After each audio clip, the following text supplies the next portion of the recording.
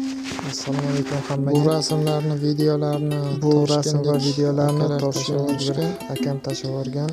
Bu rasmdagi videodagi bu ikkita uchta rasmlarda menga noma'lum. Ikkita zamburug'lar, menga noma'lum zamburug'lar bor. Shuning uchun to'liq ma'lumot bera olmayman. Bu videoni to'liq tahlil qilib, lekin keyinchalik uzoqroq bular haqida ma'lumot topib, izlanib, nasib bo'lsa to'liq video qilib chiqaraman.